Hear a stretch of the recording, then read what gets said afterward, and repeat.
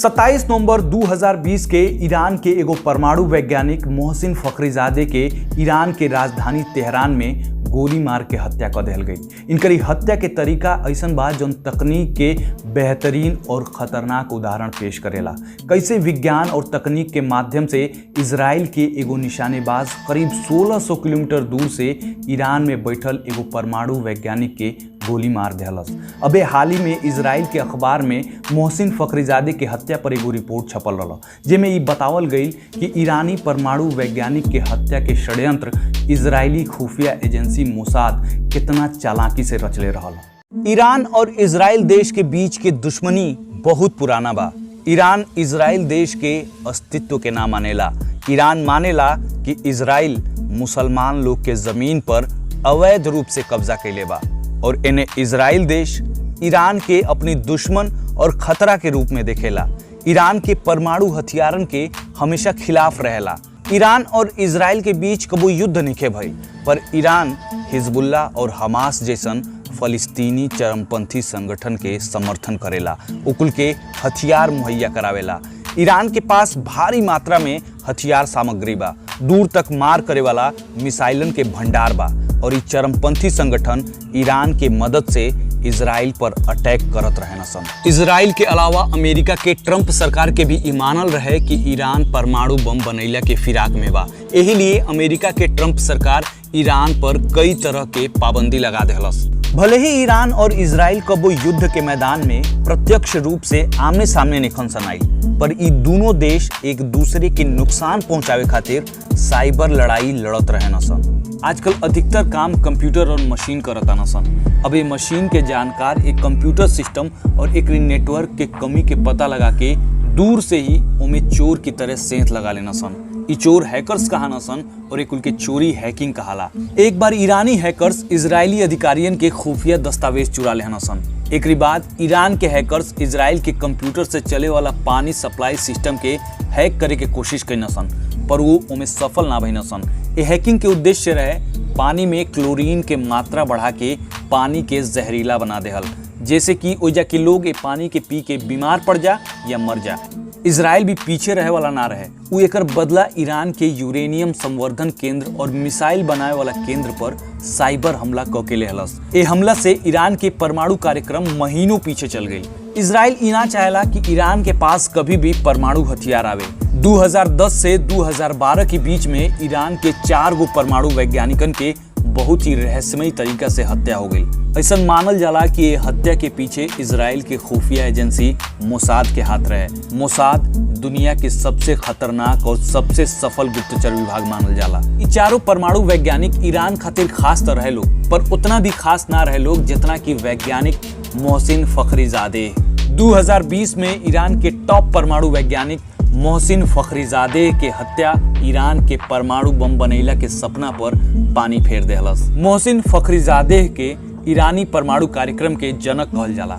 Israel के सरकार 2007 से ही मोहसिन फखरीजादे के मरवावे के फिराक में रहे, जैसे ईरानी परमाणु कार्यक्रम बंद हो जा। एकरी खातिर इजरायली सरकार ए वैज्ञानिक के हत्या के काम अपनी खुफिया एजेंसी मोसाद के सौंप देहलस। इन्हें ईरानी सरकार अपनी 4 गो वैज्ञानिकन के मौत से पहले से ज्यादा सतर्क हो गई रहे और ओकर खुफिया विभाग मोहसिन फखरीजादे पर हमला भइला के अलर्ट भी जारी कर देले रहे। ईरानी सरकार मोहसिन फखरीजादे के नाम और काम के कब्बो हाईलाइट ना कैलस, जैसे कि वो विदेशी जासूसन के नजर में आवस। दुश्मन देश की नजर से बचे खातिर मोहसिन फखरीजादे के एक भी फोटो इंटरनेट पर उपलब्ध ना रहे। मोहसिन फखरीजादे ई बात जानत रहना कि इजराइल उनके सालों से खोजता, पर सालों से इतना धमकी और षड्यंत्र के सुनला के बाद उनके ई लागल कि अब तक तो उनके साथे कुछ भी बुरा ना भइल, तो आगे भी कुछ ना हुई। इहे सोच उनके लापरवाह बना देहलस और वो ईरानी खुफिया एजेंसियन के चेतावनी के बहुत हल्का में ले लेना। वो अक्सर अपनी सुरक्षा नियम के ताक पे रख के बॉडीगार्ड और बख्तरबंद गाड़ी के छोड़ के अपनी कार से ही घूमने निकल जास। इन्हें अमेरिका में चुनाव होके वाला रहे और अमेरिकी राष्ट्रपति के उम्मीदवार बिडेन ई घोषणा कैले रहना कि अगर वो राष्ट्रपति बनिहन तो वो ईरान से परमाणु प्रतिबंध हटा लिहन। ये बात से इजराइल परेशान हो गई और जब इजराइल के ई लागे लागल कि ट्रंप अमेरिका के राष्ट्रपति चुनाव हार सके न, तब वो बिडेन के राष्ट्रपति बनला से पहले ही ईरान के परमाणु कार्यक्रम के रोक देहला के मन बना लेहलस। इजराइल जानत रहे कि ईरानी सरकार मोहसिन फखरीजादे के सुरक्षा के कड़ा इंतजाम के लिए हुई, यही लिए वो ए बार कुछ अलग ही व्यवस्था के लिए रहे। इजरायली एजेंट महीनों से ईरान में सक्रिय रहना सन और मोहसिन फखरीजादे पर 24 घंटा नजर रखा सन और उनकरी हर कदम के रिपोर्ट इजराइल भेजा सन। इजराइल चाहत रहे कि मोहसिन फखरीजादे के खत्म कैला में ओकर एको एजेंट ईरान के गिरफ्त में ना आसन, ना ही मारल जासन या ओकर एक कांड में नाम तक आवे। इस सब सोच के इजरायली खुफिया विभाग मोसाद ईरान में बेल्जियम देश के बनल FN मैग रोबोटिक मशीन गन के भेजे के सोचलस। ये मशीन गन के वजन करीब 1 टन होला, यही लिए ईरानी सुरक्षा से बचे खातिर वो ए मशीन गन के एक एक पार्ट अलग अलग समय में ईरान में भिजवावे लागल ताकि केहू के शक ना होके कि ई मशीन गन ह। ए रोबोटिक मशीन गन के खासियत ह कि एके रिमोट सिस्टम से चलावल जा सकेला, यानी ए मशीन गन के घोड़ा कई किलोमीटर दूर से भी दबावल जा सकेला और इसे 1 मिनट में 600 राउंड गोली दागल जा सकेला। ये मशीन गन के सब पार्ट ईरान में पहुंच गिला के बाद एके फिर से असेंबल कल गई, यानी फिर से जोड़ देहल गई। इजराइल ए रोबोटिक मशीन गन के अपनी उपग्रह से जोड़ देहलस ताकि एके इजराइल या कहीं और बैठ के नियंत्रित कइल जा सके या चलावल जा सके। साथ में मशीन गन के कई तरह के कैमरा से जोड़ल गई और चेहरा के पहचाने वाला आधुनिक सॉफ्टवेयर भी डालल गई ताकि सॉफ्टवेयर मोहसिन फखरीजादे के चेहरा के पहचान के उनकर फोटो उपग्रह के माध्यम से कंप्यूटर स्क्रीन के सामने बैठल निशानेबाज तक पहुंचा दे और निशानेबाज बिना केहू और के नुकसान पहुंचैले और बिना चुकले मोहसिन फखरीजादे पर गोली दाग सके। पर मशीन गन के उपग्रह से नियंत्रित कैला में एगो कमी रहे। जब मशीन गन से जुड़ल कैमरा फोटो खींच के निशानेबाज तक भेजे तब फोटो पहले उपग्रह तक जा, फिर उपग्रह से निशानेबाज के कंप्यूटर तक जा और इस सब में कुल 1.6 सेकंड के अंतर आ जा। 1.6 सेकंड के मामूली अंतर में कुछ भी हो सकत रहे। मोहसिन फखरीजादे के कार या तो आगे बढ़ जाइत या फखरीजादे के पोजीशन बदल जाइत और निशानेबाज अपनी निशाना से चूक जाइत। जैसे मान लें कि क्रिकेट में बल्लेबाज बॉल अइला से पहले ही अपन बैट घुमा दे, ऐसे में तो वो बॉल ओकरी बैट पर लगला के बजाय विकेट पर लाग जाई और वो आउट हो जाई। इस सेम कंडीशन निशानेबाज के साथ भी हो गई रहे। एकरी साथे साथ इ मशीन गन के चलैला में एगो और दिक्कत रहे।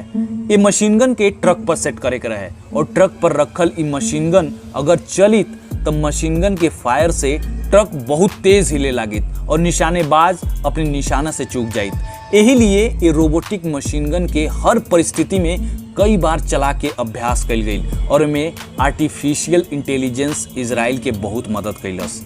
आर्टिफिशियल इंटेलिजेंस या कृत्रिम बुद्धि कैली ऐसन तकनीक है जो इंसान की तरह खुद सोच समझ सकेला, समस्या हल कर सकेला, पुराना अनुभव से सीख सकेला, खुद से निर्णय ले सकेला।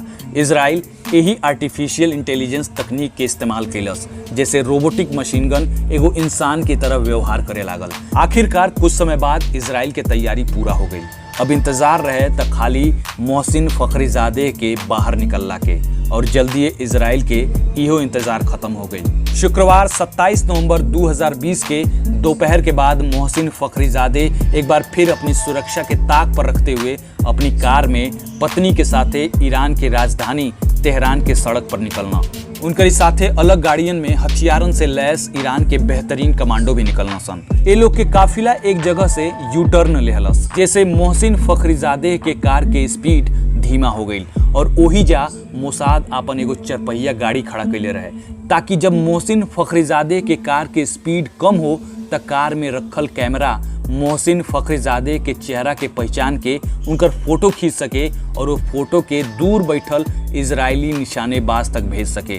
और इहे भइल, गाड़ी में फिट कैमरा मोहसिन फखरीजादे और उनकरी बगल में बैठल पत्नी और कार के ड्राइवर के फोटो निशानेबाज तक पहुंचा देहलस। साथ में वैज्ञानिक मोहसिन फखरीजादे के साथ चलत करीब 5 गाड़ियों में बैठल उनकरी कमांडो के काफिला के भी जानकारी निशानेबाज तक पहुंच गई। बस फिर का इजराइल से लेके ईरान तक मोसाद के सब एजेंट अपनी अपनी काम पर लाग गई सन।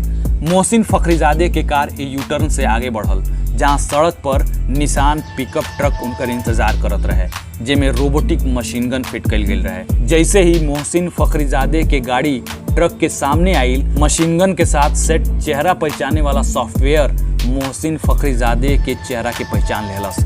तेहरान के इस सड़क से करीब 1600 किलोमीटर दूर बैठल निशानेबाज ट्रक पर लागल कैमरन के मदद से और आर्टिफिशियल इंटेलिजेंस के मदद से मोहसिन फखरीजादे पर मशीन गन के निशाना सेट कैलस और मशीन गन के रेंज में अइते कंप्यूटर स्क्रीन के गोली चलाए वाला बटन के दबा देहलस। अगर 1.6 सेकंड से तनिको कम या ज्यादा समय होइत त निशानेबाज अपन निशाना चूक जाइत।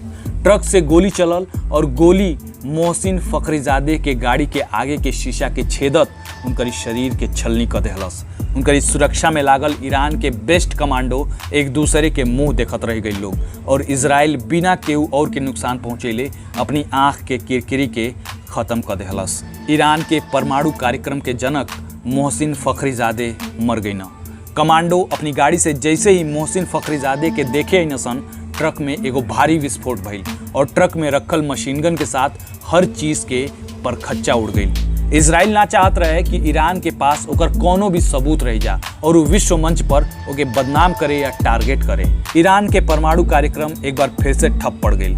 एक बाद ईरान में बहुत बवाल भइल और वो समय ईरान एकर आरोप इजराइल पर लगैलस और इजराइल से ये हत्या के बदला लेवे के धमकी भी देहलस। अमेरिका पर भी ये बात के आरोप लागल कि अमेरिका इस षड्यंत्र के पहले से ही जानत रहल। तो ये आज के कहानी रहल। अगर हुआ कि कहानी अच्छा लागल, रोचक लागल तो वीडियो के लाइक करी, चैनल के सब्सक्राइब करी और वीडियो के अधिक से अधिक शेयर करी ताकि अधिक से अधिक लोग के पता चल सके कि भोजपुरी में कुछ अच्छा बनता, कुछ बेहतर बनता। नमस्ते।